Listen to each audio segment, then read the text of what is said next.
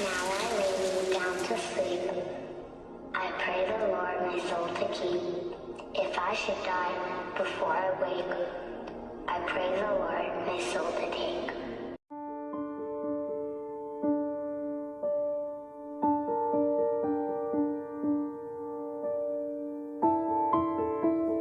Every human on this planet is enslaved, whether they know it or not. This is not the crude and primitive slavery of ancient times. It does not rely on whips and shackles to keep the oppressed in their place. These tools have been rendered obsolete by much more sophisticated methods.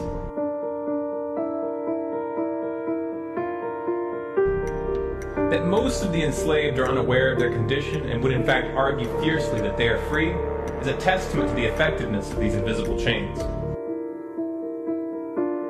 Prison for your mind. And we are, as a people, inherently and historically opposed to secret societies, to secret oaths, and to secret proceedings. We decided long ago that the dangers of excessive and unwarranted concealment of pertinent facts far outweighed the dangers which are cited to justify it. Even today, there is little value in opposing the threat of a closed society by imitating its arbitrary restrictions. Even today, there is little value in ensuring the survival of our nation if our traditions do not survive with it. And there is very grave danger that an announced need for increased security will be seized upon by those anxious to expand its meaning to the very limits of official censorship and concealment. That I do not intend to permit to the extent that it's in my control. And no official of my administration, whether his rank is high or low, civilian or military, should interpret my words here tonight as an excuse to censor the news, to stifle dissent, to cover up our mistakes, or to withhold from the press and the public the facts they deserve to know. For we are opposed around the world by a monolithic and ruthless conspiracy that relies primarily on covert means for expanding its sphere of influence, on infiltration instead of invasion, on subversion instead of elections, on intimidation instead of free choice, on guerrillas by night instead of armies by day. It is a system which has conscripted vast human and material resources into the building of a tightly knit, highly efficient machine that combines military, diplomatic, intelligence, economic, scientific, and political operations. Its preparations are concealed, not published. Its mistakes are buried, not headlined. Its dissenters are silenced, not praised. Its dissenters are silenced, not praised.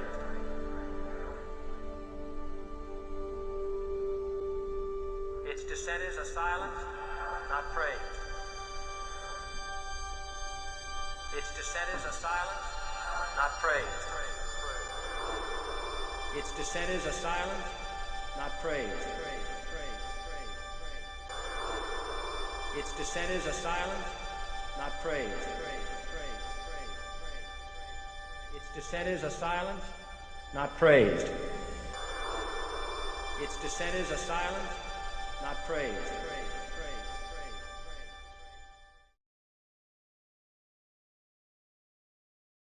The following video details the contents of a Department of Defense document entitled Internment and Resettlement Operations, also known as FM 3-39.40.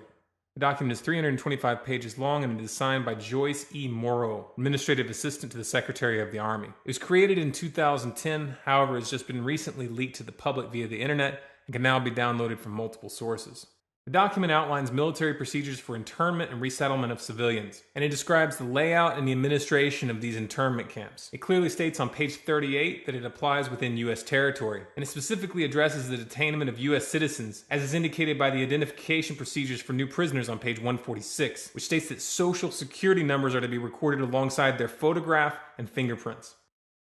Included in the list of organizations which may be involved in these internment operations are the Department of Homeland Security, FEMA, the Department of Defense, and the United Nations. On page 56, the document outlines the responsibilities of psychological operations officers within the camps, among which it states that a PSYOP officer develops and executes indoctrination programs to reduce or remove antagonistic attitudes and identifies political activists. On page 281, the document goes into more detail regarding the role of psychological operations within the camps, specifically in regards to pacifying the population and ensuring cooperation. On page 238, it gives the conditions for the use of deadly force in such camps. Among the justifications for lethal force, it includes to terminate an active escape attempt. That point right there should make it clear that these camps are not benevolent disaster relief type facilities. On page 244, the document calls for the use of snipers during riots to, quote, scan a crowd and identify agitators and riot leaders for apprehension and fire lethal rounds if warranted. On page 260, it shows the basic layout for a facility focusing on detainment. It is depicted with interrogation areas, tribunal areas, and mortuaries. Each detainment facility is designed to hold 4,000 prisoners, and they are depicted with multiple levels of barbed wire separating compartments within the facilities, with a double barbed wire fence enclosing them, and watched over by 24 guard towers. On page 261, the document depicts the layout for what they call civilian resettlement facilities, which are designed to house 8,000 people. Though it uses the word resettlement, the plans show multiple levels of barbed wire dividing the sections of the facility, with double barbed wire fencing on the outside, as well as 16 guard towers. On page 262, the layout for facilities designed for what they call non-compliant prisoners is shown. These camps are designed to hold up to 300 prisoners, they have 3 interrogation centers, and are guarded by 13 guard towers. Now, if there's any question whether these plans are active or just theoretical, this should be settled by the fact that the U.S. Army has been running ads for job positions in these camps since 2009, and apparently, they're still hiring. It's important to note here that this document was created in 2010, which was under the Obama administration, and it predates the NDAA of 2012, which authorized military detainment of U.S. citizens. This clearly shows a long-term agenda at work.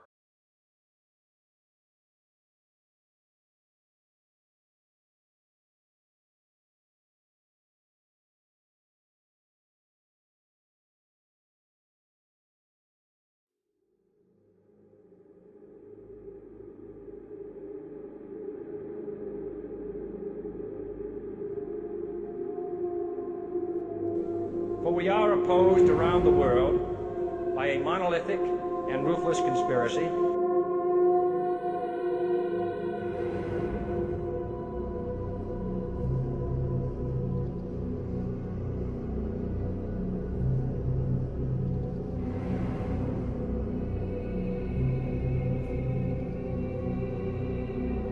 Listen to this, folks.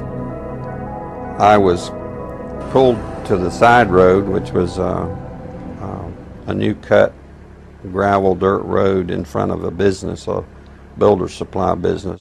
And the right side of the road was filled with, which I thought was portable toilets. I never looked at them that close. Same in color, maybe black, but which was an odd color. And I asked him about the field of black boxes. What were they? Because I'd never seen anything like that. And his statement was that if he told me, I would be one of few people in Madison, Georgia, that knew about them. And he says they're disposable coffins, I believe he told me. And he says there's 100, at that time, he said there was 125,000 there. And the brother of the man that owns this field, that the government is leasing this field from to store these disposable coffins, this brother was given 3 years to set up temporary morgues around the country.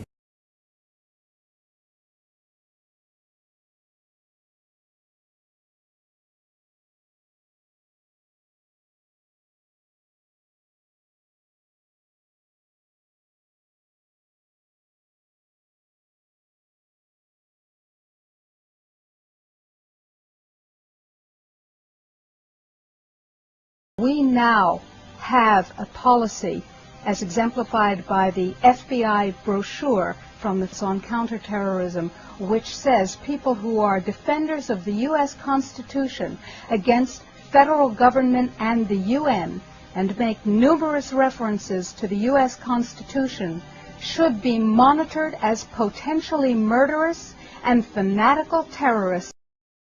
Department of Justice memo, which tells local police what should you be looking out for in kind of everyday terrorism prevention and terrorism watch activities. And one of the things that is considered a potential terrorist risk is individuals who harbor doubts about the official story regarding 9/11. The memo adds 9/11 official story skeptics to the growing list of targets.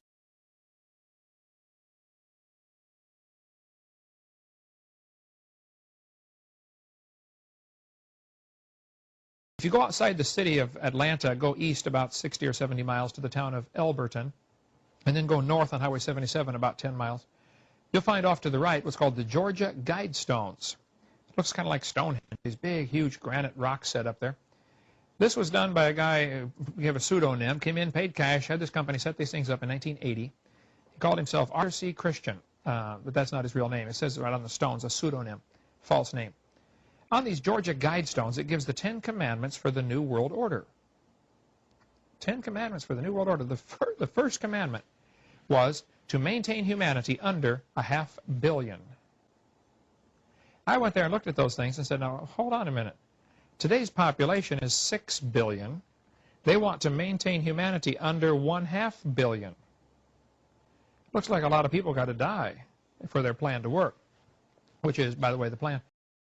Jacques Cousteau said we'd have to eliminate 350,000 people a day. 1/3 of a billion people a day would have to be eliminated to save Mother Earth.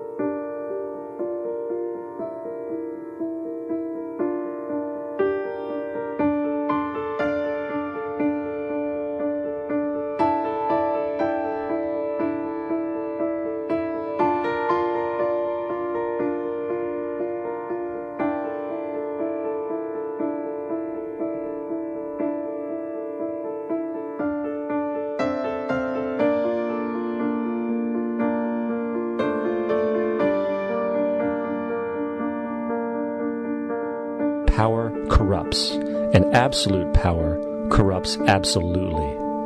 This is Aaron Russo, a filmmaker and former politician. To his left is Nicholas Rockefeller of the infamous Rockefeller banking and business dynasty. After maintaining a close friendship with Nicholas Rockefeller, Aaron eventually ended the relationship, appalled by what he had learned about the Rockefellers and their ambitions. I used to say to him, what's the point of all this? You have all the money in the world you need.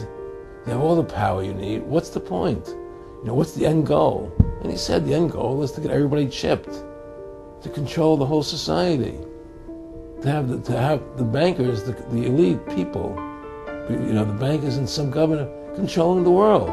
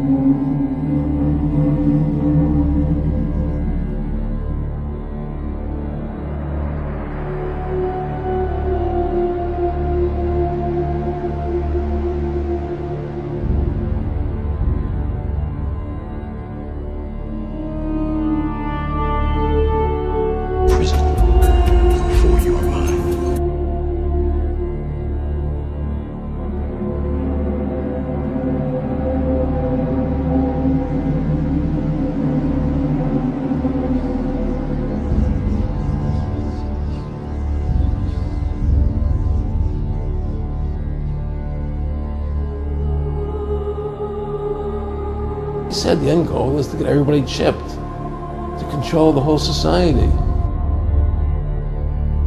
to have the bankers, the elite people, controlling the world.